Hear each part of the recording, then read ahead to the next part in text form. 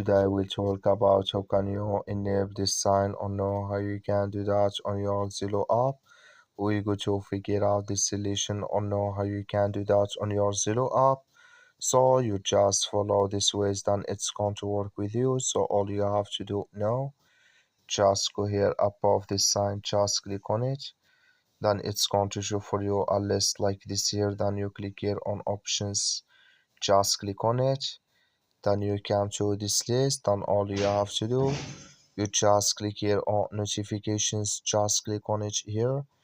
Then you come to this list. Then all you have to do, so you just go down here, you keep going down, you come here to show here just here will in the background, click here in this sign.